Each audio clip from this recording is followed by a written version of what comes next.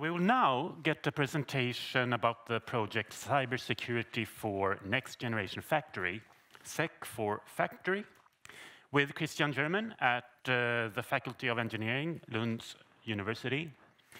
So SEC for Factory addresses security for next generation production systems with a focus on cloud solutions, digital twins, and cellular connections. So this is a joint project between Lund University and RISE.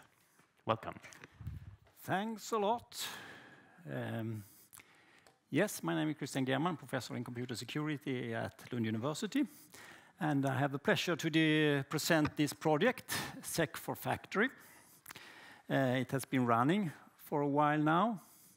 It's financed by SSF. Jonas gave a nice presentation of the cybersecurity program that SSF is running. It's fantastic to work under SSF product grant. You have freedom and you have the right possibility to do both the high excellence research and also look at interesting problems that are possible to bring into real usage, and also support for bringing to utilization that I come back to also in this talk. So there are really opportunities in all angles from research and innovation perspective.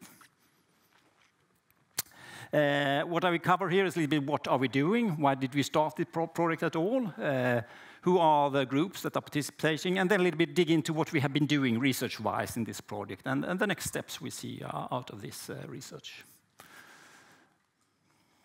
Let me see, it's not moving.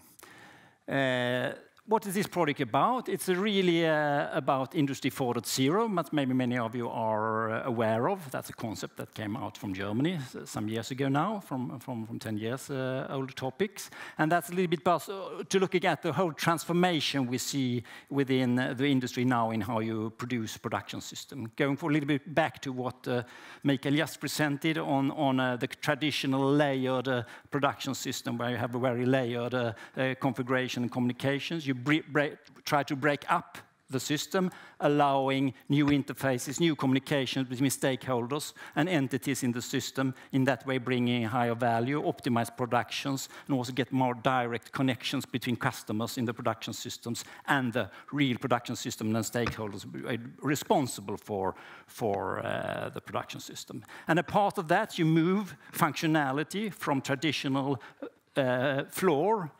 industry floor control systems, for instance, to cloud-based production systems. And also that gives better performance and lower cost, but that also introduced problems, as you also saw in the previous talk, and that means that you need to find new solutions that do not risk the production's efficiency, but also the security of the systems. And then you also open up the data that you have in production systems to new interfaces, new stakeholders. You allow direct flows from angles that you didn't have before. And that means that you need to protect them in new ways. You need to find new ways to protect the system in order to even allow these new interfaces and information flows in the systems. And that's what we also look upon. And the groups active here are two research groups at Lund University. The group I'm working with, where we are two professors, me and Thomas Johansson, and we are working with security. So it's pure security and cryptography-oriented research. And then we also have the broadband communication group at the same department, looking more into the performance aspects, the controlling aspects of these project goals. Then it's collaboration with a security research group at RISE, and also we had a collaboration with a different group working more with wireless communication at RISE from start, even if that had been dissolved. So these are the entities involved here. And we used to use this slide overview to see how the system looks like. And this is a view of how a production system according to the 4.0 can be visualized.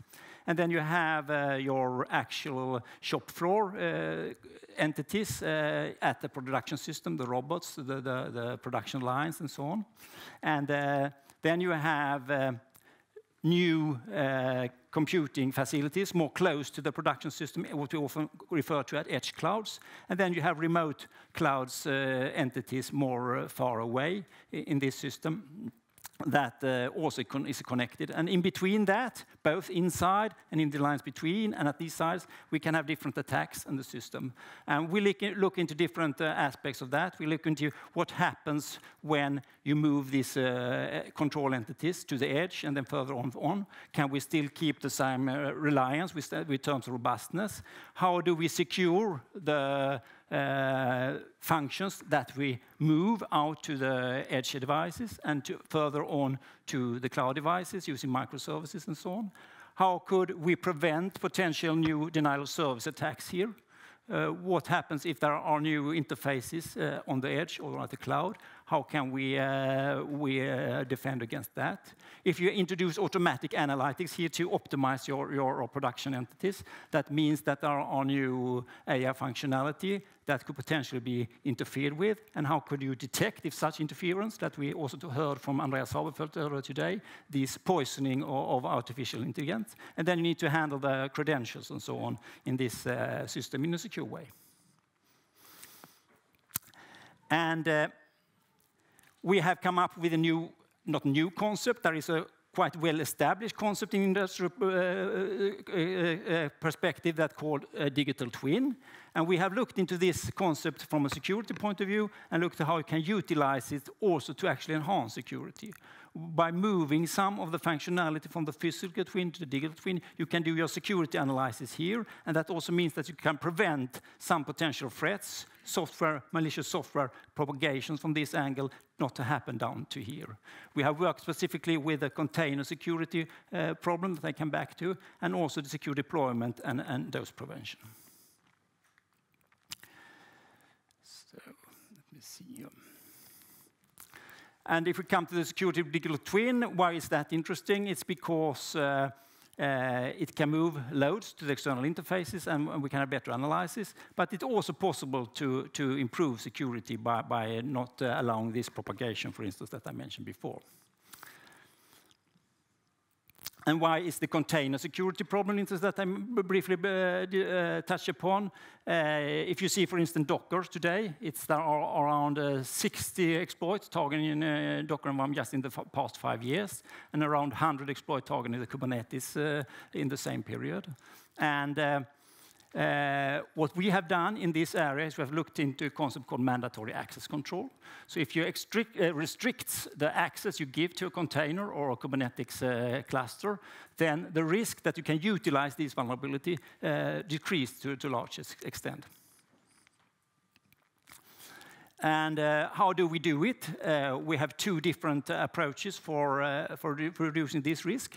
Either you start by deploying your container service, and you run it in a new service that we provide as a new solution, where we have a profile engine that profiles your service together when you run it in a test environment, and outside you get an access control profile in the form of AppArmor, for instance.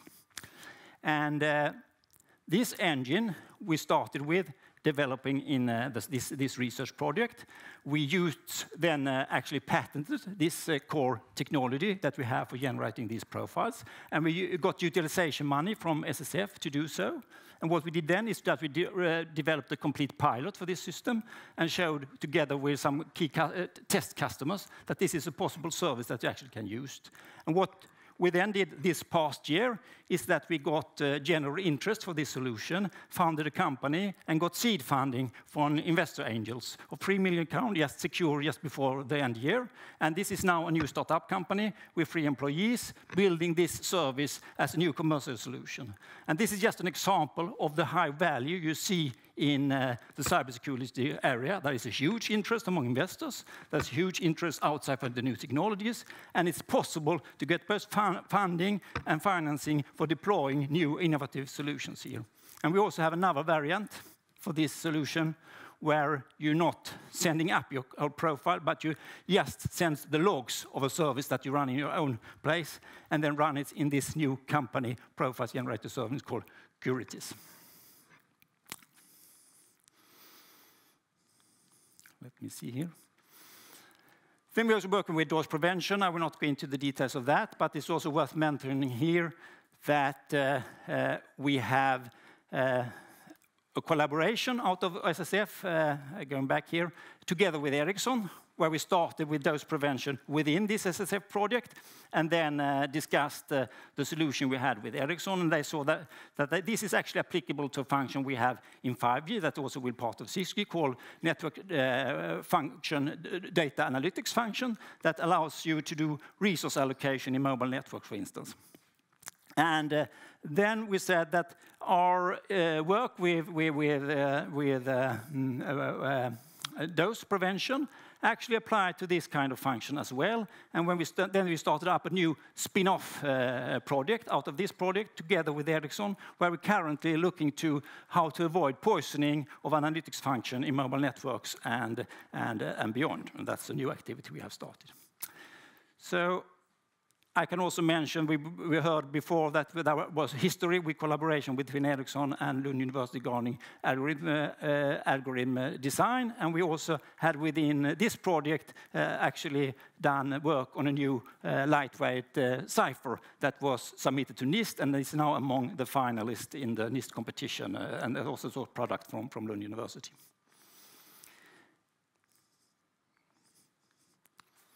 And the next steps is that we will continue on this path. We will continue both research-wise, we will continue innovative ways, continue with new innovative solutions, trying to bring them into practice, and also collaborating, for instance, with Ericsson and other industry partners with follow-up problems that come out of this project.